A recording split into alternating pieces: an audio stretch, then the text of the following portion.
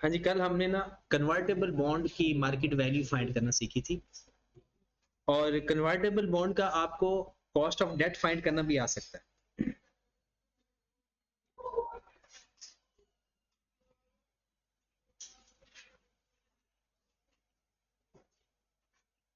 Convertible bond या convertible P shares, ठीक है। पेपर में अगर आपसे पूछा जाए तो या तो इसकी मार्केट वैल्यू पूछी जा सकती है या हमें जरूरत पड़ सकती है, और दूसरा इसका कॉस्ट ऑफ डेट, जिसे हम डिनोट करते हैं केडी से। अब मार्केट वैल्यू के लिए हमें चाहिए होती है प्रेजेंट वैल्यू, और केडी के लिए हमें चाहिए होता है आईआरआर। ठीक होगी बात। अब कन्वर्टेबल बॉन्ड में आपको पता है कि इसमें दो प्रॉब्लम,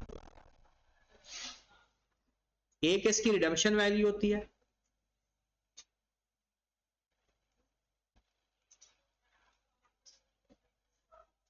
और एक इसकी कन्वर्जन वैल्यू होती है।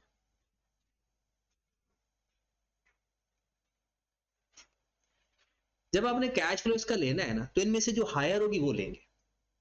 जब भी कैश फ्लो लेंगे हम, जो इनमें से हायर होगी वो वैल्यू हम लेंगे, ठीक है। हाँ, अगर इसका टाइम, जो कि अभी तक सवाल ऐसा कभी नहीं आया पेपर में, अगर इसका टाइम चेंज हो, किसका, कन्वर्जन का और रिडेम्पशन का, फिर हमें दो दफा सवाल करना पड़ेगा। एक दफा रिडेम्पशन वैल्यू लेकर बाकी सारा सेम डाटा, और एक दफा कन्वर्जन वैल्यू, तो विच एवर इज हायर वो हमारा आंसर होगा।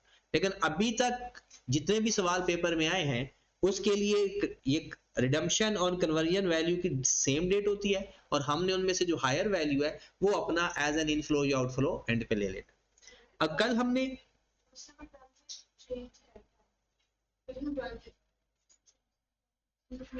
ये तो हमने ना ये क्वेश्चन सेलेक्ट नहीं हो, ये आई कैप का सवाल नहीं है।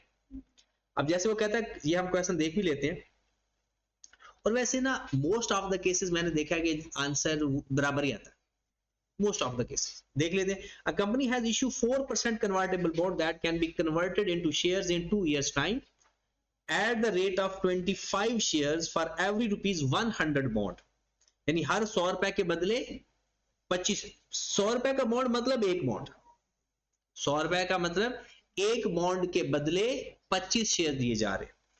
It is expected that share price in 2 years time will be 4.25. Conversion value के लिए काम आएगी। If the bond are not converted, they will be redeemed at par after 4 years. 4 सालों के बाद वो at par पर redeem हो जाएगी। The yield required by investor in these convertible bond is 6%.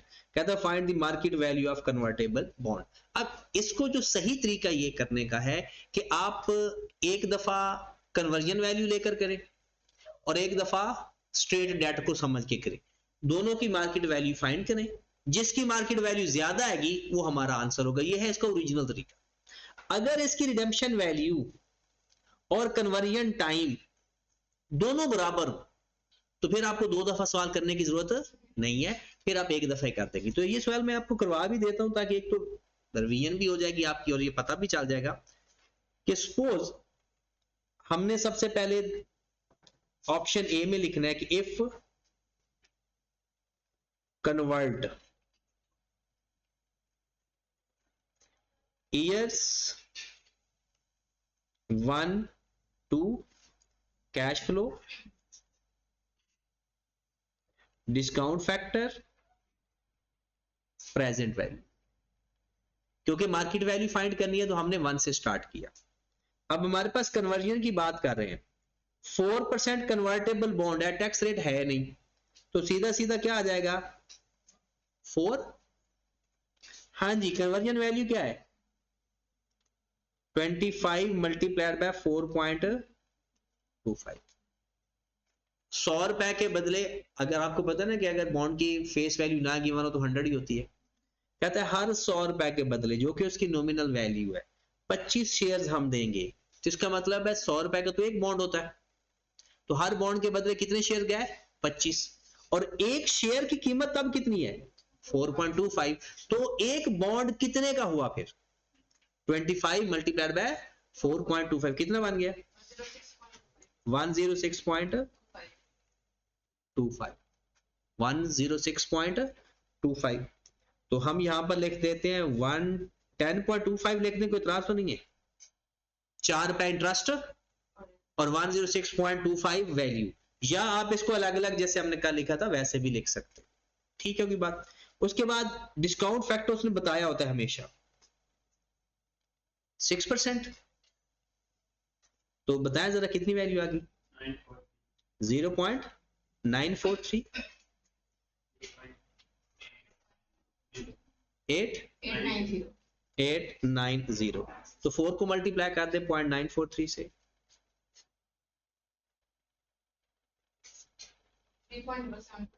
3.772 और 110.25 98.1225 टोटल कर ले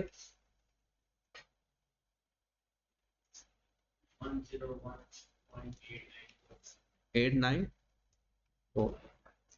अब ये मार्केट वैल्यू एक आ गई। अब हम ये आंसर नहीं बताएंगे, हम दोबारा इसकी बिल्कुल सेम स्ट्रक्चर के ऊपर ईयर्स लिखते हैं। अब if not converted,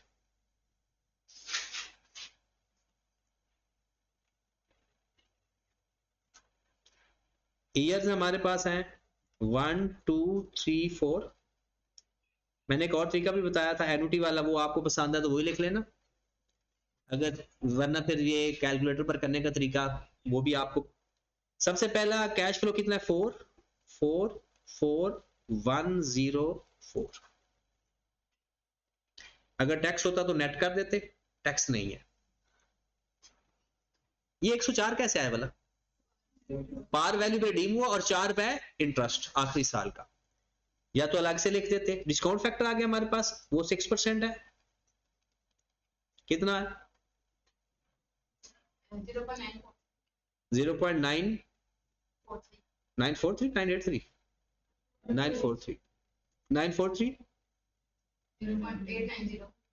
890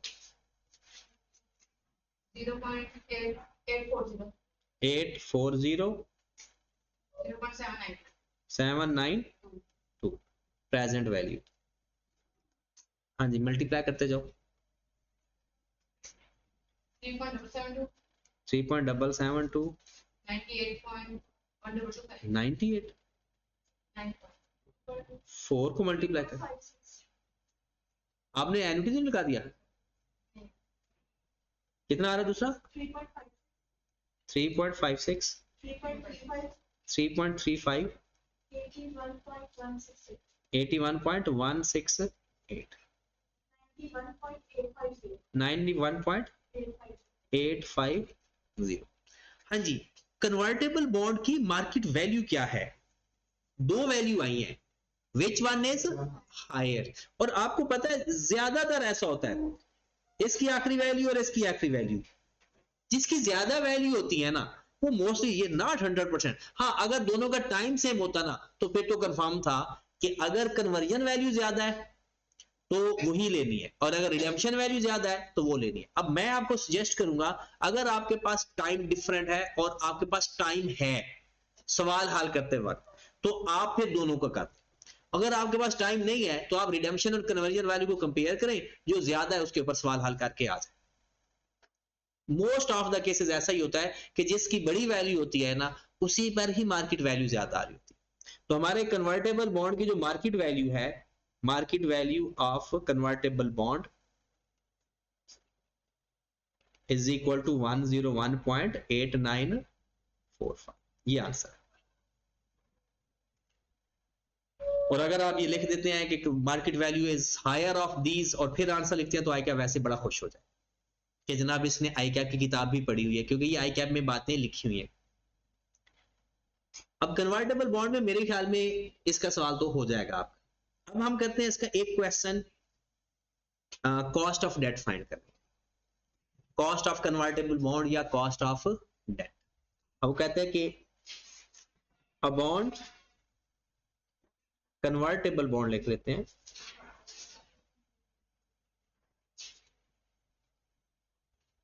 a convertible bond issued at the rate of 12% if converted into 5 shares for every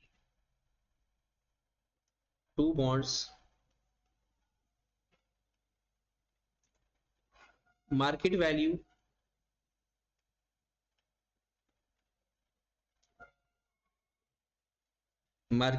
of share जी यही कॉन्सेप्ट है, फिर 6 वाला क्वेश्चन कर ले ताकि आपका क्वेश्चन भी रिपीट हो जाए और पता भी चल जाए आपको।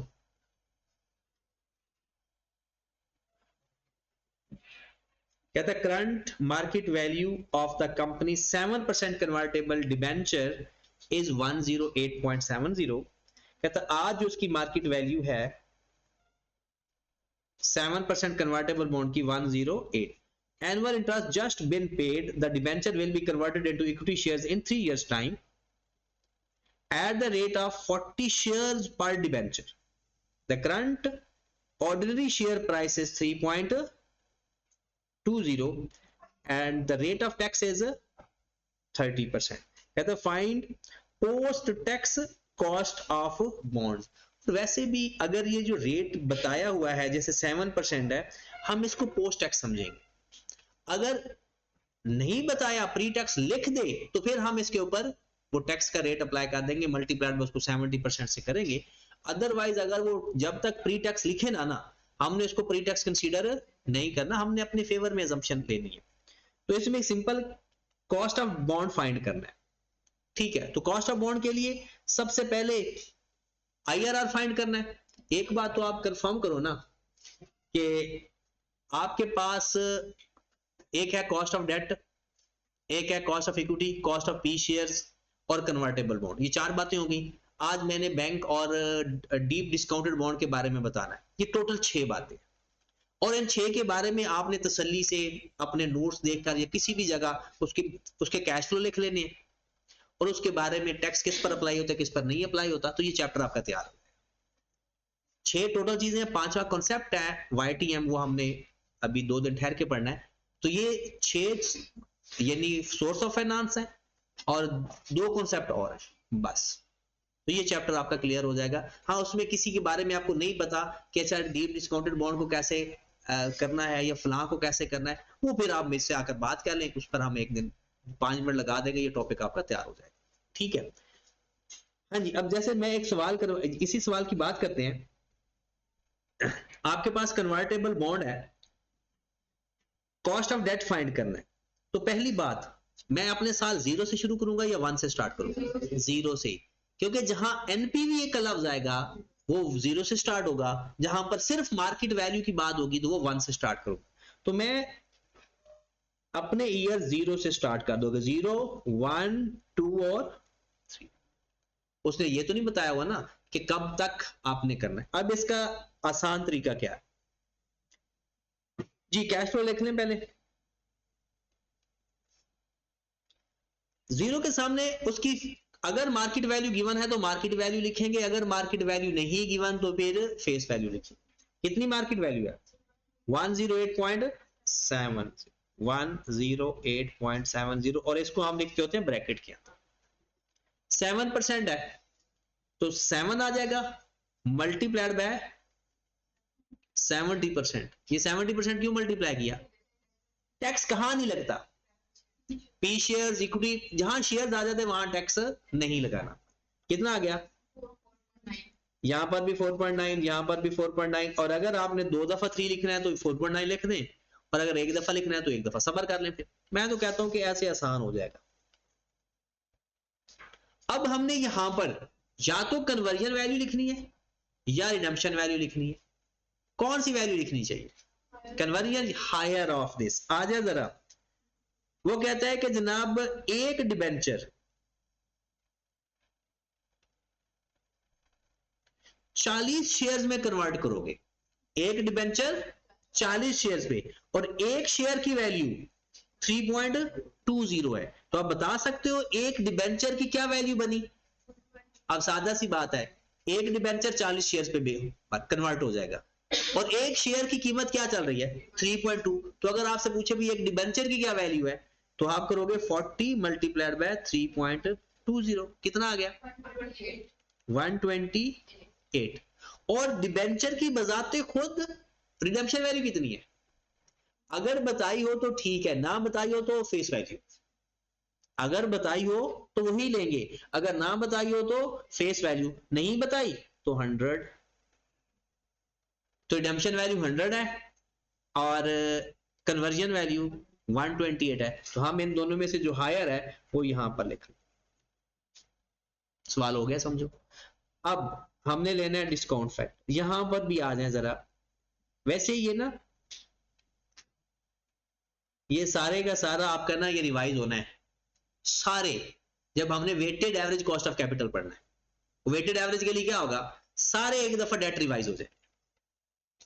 और मैं कोशिश करूंगा कि साथ साथ, ताकि आपका वो जो पिछला पैटर्न है, बल्कि जिसने लेक्चर नहीं लिए मैं तो कहता हूँ बेहतर है लेक्चर ले ले। मैक्सिमम आधे घंटे का लेक्चर होता है और अगर आप 2x पे लेने के आदि हो तो 15 मिनट कराया जाएगा। तो 15 मिनट लगाएं, 6-7 लेक्चर्स है। कल संडे भी आ रहा है तो पिछला एक दफा गो थ्रू हो जाएगा। तो फिर सवाल ये जितने हमने किए हैं ना अभी तक, एक पेपर में इस तरह से सवाल आता है, अब हमने एवरेज फाइंड करना है तो वो सवाल पेपर में आएगा। तो जिसके लेक्चर मिस हुए हैं ना तो वो अपने लेक्चर पिछले कवर कर ले। सारे मैं अपने ग्रुप में भी शेयर किया, आज मैं कोशिश करूंगा उसकी प्लेलिस्ट बना के ना आपको दोबारा ग्रुप में शेयर कर दूं, ताकि ना उस हिसाब से आपको लेक्चर, मैंने ना डेट वाइज इस दफा लिखे, लेक्चर के नंबर वाइज नहीं, डेट वाइज। तो जो डेट मिस होगी ना इसका मतलब है उस दिन क्लास नहीं हुई, वैसे टोटल लेक्चर दिए हुए। हाँ जी, डिस्काउंट फैक्टर, जब भी कॉस्ट ऑफ डेट फाइंड करना हो डिस्काउंट फैक्टर वो नहीं बताएगा। अगर बता देगा तो वही डिस्काउंट फैक्टर ले लेना, अगर नहीं बताएगा तो अपनी मर्जी के 2 डिस्काउंट फैक्टर ले। आईआरआर में हमेशा यही होता है। तो हम क्या करेंगे, सबसे पहले कोई एक ले लेते हैं, और कौन सा रेट लेना चाहिए, जो आपका कूपन रेट होता है ना उसके करीब करीब या वो ले लो। चाहे 7% कूपन रेट है ना, आप 8% ले लो, 10% ले लो, 6% ले लो, ये आपका अपनी मर्जी। हाँ जी, तो 8% ले लेते हैं। बताएं जी 1, फिर उसके बाद 1 डिवाइड बाय 1.08, 0.926 857, आपने ये लिया 0.794 प्रेजेंट वैल्यू। पहला तो आ गया 108.7, फिर दूसरा 5374, 1993, 8906, 101.63, 5.55, पॉजिटिव नेगेटिव पॉजिटिव। आईआरआर में हमेशा कोशिश करनी चाहिए कि एक वैल्यू पॉजिटिव हो और एक वैल्यू नेगेटिव हो। अब ये पॉजिटिव तो वैल्यू आ गई, अब मैंने अगले एनपीवी नेगेटिव करनी है, एनपीवी कम करनी है तो रेट ज्यादा करूंगा। एनपीवी कम करनी है क्योंकि एनपीवी का और रेट का आपस में इनवर्स रिलेशन होता है। तो मैं क्या करूंगा, यहां पर एक और डिस्काउंट फैक्टर लूंगा। उस डिस्काउंट फैक्टर को मैं कह सकता हूं कि आप चाहे 10% ले लो, 11%, या अगर आप थोड़े डरपोक टाइप बनते हो तो रेट थोड़ा ज्यादा ले लो।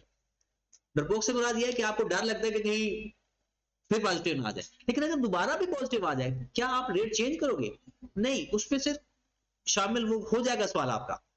अच्छा रेट आईआरआर, क्योंकि एवरेज रेट होता है ना, अच्छा आईआर वो होता है कि जिसमें एक एनपीवी नेगेटिव है और एक पॉजिटिव। अदरवाइज दोबारा पॉजिटिव आ जाए तो घबराना नहीं है, सवाल कर देना। तो हम ले लेते हैं, चलो 12% ले लेते हैं। हाँ जी, पहले तो 1 आ गया, दूसरा 89 797 712 0.712। तो पहला तो आ जाएगा प्रेजेंट वैल्यू 108.7, ये कितना आ गया 4.3757 3.9 05 3.489 3.489 91.136 5.79 5.79 43 चलो 79 ले 7943 794 अब IRR में सबसे बड़ा मसला ये है कि ये सवाल थोड़ा लंबा होता है और आपके पेपर में कन्वर्टेबल बॉन्ड का अलग से सवाल भी आ सकता है 7-8 नंबर का सिंपल कि वो कहेगा ये इंफॉर्मेशन दी होगी और आपको कहेगा कि मुझे ना इसका KD फाइंड करके दे दे, कॉस्ट ऑफ डेट फाइंड करके दे दे। तो अगर हम कॉस्ट ऑफ डेट की तरफ जाते हैं, कॉस्ट ऑफ कन्वर्टेबल बॉन्ड, ये बस नाम वही है, काम पुराने हैं। IRR का फार्मूला लिखना है। IRR का फार्मूला क्या होता है? लोअर रेट, ये तो आपने मेरे ख्याल में R2 के अंदर भी है शायद, अगर IRR का नहीं होगा तो फिर वो एन्युटी का होगा। Lower rate plus lower rate की NPV over NPV of lower rate minus NPV of higher rate multiplied by higher minus lower. 3 दफा लोअर, पहले लोअर रेट, फिर लोअर रेट की NPV divided by lower rate की NPV minus higher rate की NPV multiplied by higher minus lower. Lower rate कितना है? 8% plus 5.5593 divided by 5.5593 minus minus plus 5.7943 multiplied by 0.12 minus 0.08। हाँ जी, हल करके बता दे इसका आंसर।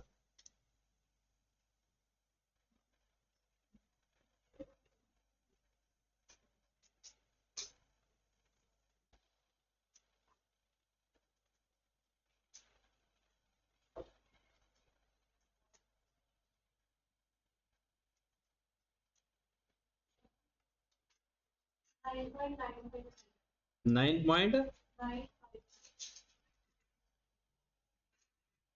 96% कर देते हैं। ओके की बात समझ लगा? आपका भी यही था? अच्छा नहीं, ऐसा कोई गलती की होगी, ऐसा नहीं होता।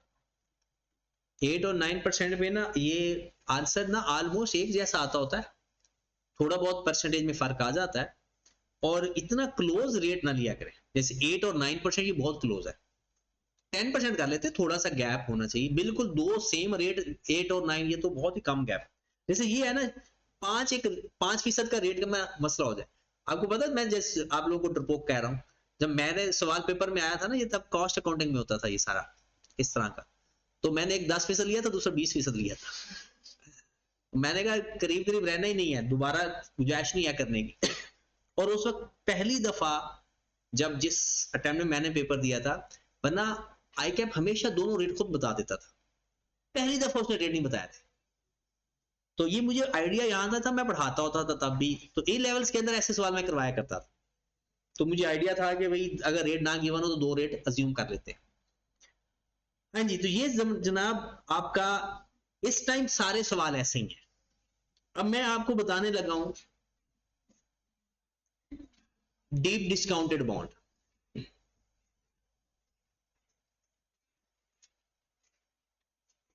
डीप डिस्काउंटेड, सॉरी, माजरत zero coupon bond.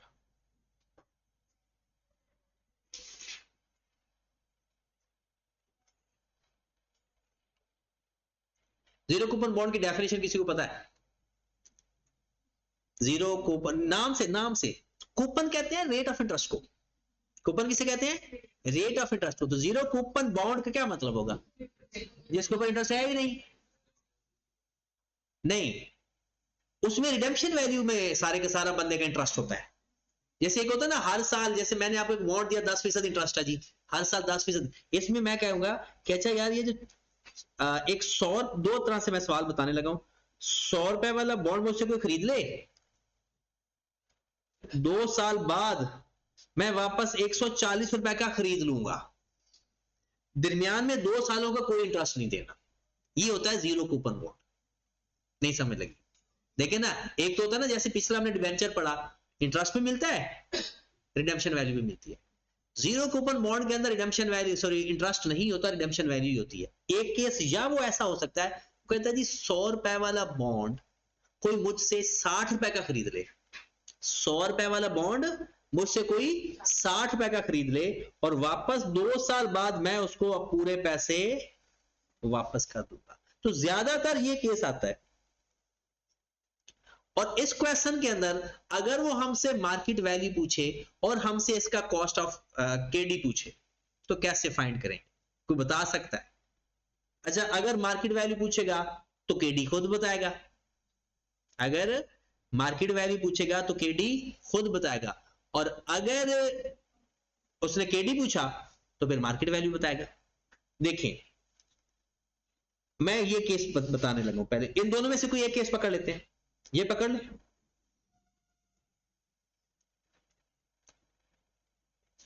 IRR find करने जा रहा हूं मैं। S is equal to P into 1 plus I की पावर n। एक ही वैल्यू है ना, इस मेरे पास S कितना होगा 60 रुपए, P कितना होगा, सॉरी S होगा 100 रुपए, P कितना होगा 60 रुपए। 1 प्लस आई मैंने फाइंड करना है, टाइम आ जाएगा 2 साल, तो मेरे पास केडी आ जाएगा। तो किस तरह से केडी फाइंड किया कि सिंपल, क्योंकि आपके पास वैल्यू दो है ना, आपके पास सीरीज ऑफ वो है ही नहीं, कुछ है इंटरेस्ट दरमियान में है ही नहीं। अगर वो आपसे मार्केट वैल्यू पूछे तो कैसे फाइंड करोगे? पहले तो ये देखें ना, जीरो कूपन बॉन्ड के अंदर कंपाउंड इंटरेस्ट का फार्मूला लगेगा। अगर वो केडी फाइंड करवाना चाहता है तो ये आई जो है यही आपका केडी है, कॉस्ट ऑफ जीरो कूपन। इसमें सॉल्व फॉर एक्स कर लो या सिंप्लीफाई कर लो, आपके पास केडी कितना आ गया, कितना 29%। अब दूसरा सवाल करते हैं। आपको ये कहेगा कि ऐसा है कि आपने कॉस्ट ऑफ डेट आपके पास है जी 18% और जीरो कूपन बॉन्ड है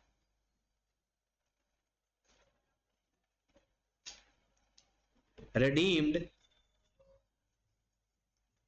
after 4 years at the rate of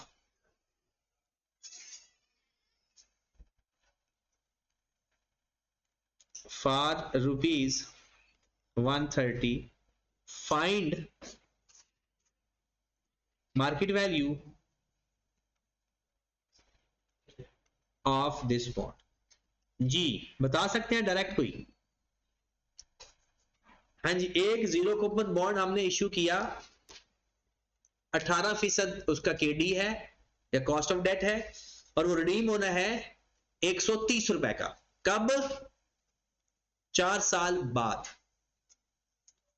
market value find करने के लिए मार्केट वैल्यू का होना जरूरी, क्योंकि वो तो फाइंड करनी है। कैसे फाइंड करोगे? इस 130 की प्रेजेंट वैल्यू फाइंड कर, इस 130 की प्रेजेंट वैल्यू फाइंड कर लो। कैसे फार्मूला लगेगा? P is equal to S over 1 plus I की पावर 130 ओवर 1 प्लस 0.18 की पावर 4। आंसर आ कितना आ गया? 287. अल्लाह अकबर, 67.05। 130 4 साल बाद वैल्यू है, आज की वैल्यू। अच्छा, जीरो कूपन बॉन्ड में या तो वो केडी पूछेगा या उसकी मार्केट वैल्यू पूछेगा या उसकी डेफिनेशन पूछेगा। तो उसकी डेफिनेशन में क्या है कि इसमें इंटरेस्ट नहीं होता, बल्कि सिर्फ रिडेम्पशन वैल्यू ही मेन, उसका कैपिटल गेन ही मेन काम है। ठीक है, और ये डेफिनेशन हमने सोर्स ऑफ फाइनेंस में पढ़ी हुई है पिछले चैप्टर के अंदर। ठीक है, तो और या अगर इसकी केडी पूछेगा तो फिर वो मार्केट वैल्यू दे देगा। ये फार्मूला लगे, दोनों में फार्मूला सेम ही है। आई पूछेगा तो आई बता देंगे, पी पूछेगा तो पी बता देंगे। और लास्ट आपका सोर्स ऑफ फाइनेंस है बैंक। बैंक में जो लोन होता है वही उसकी मार्केट वैल्यू होती है। जैसे मैंने लोन लिया 10,000, अब उस 10,000 की वैल्यू चेंज नहीं होगी ना, बॉन्ड की प्राइस चेंज होती है, डिबेंचर की प्राइस चेंज होती है, शेयर की प्राइस चेंज होती है, बैंक लोन की कीमत चेंज नहीं होती। यानी जो 10,000 लोन आपने बैंक लोन लिया वो 10,000 का 10,000 ही रहेगा, उसकी प्रेजेंट वैल्यू भी यही है, फ्यूचर वैल्यू भी यही है। तो बैंक के अंदर मार्केट वैल्यू कभी फाइंड नहीं की जाती, market value is same as amount of bank loan.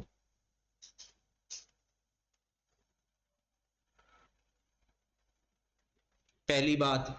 दूसरी बात, इंटरेस्ट considered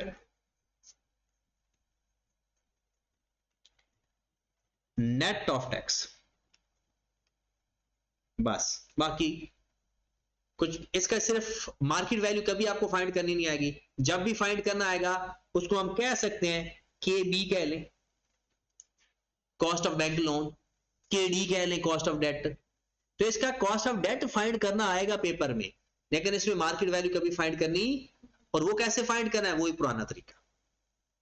ठीक होगी बात। तो ये हमारे सारे जो रिलेटेड चीजें हैं वो कंप्लीट हो गई। अब हमने मंडे को पढ़ना है, आप लोग लेक्चर अपने कंप्लीट करके आइएगा, मैं भी एक दफा गो थ्रू करवा दूंगा सारा, एक दफा फार्मूले और उसके कैश फ्लो, ठीक है। और मंडे को हम इंशाल्लाह पढ़ेंगे weighted average cost of capital, जिसमें सबसे ज्यादा पेपर आया करता है।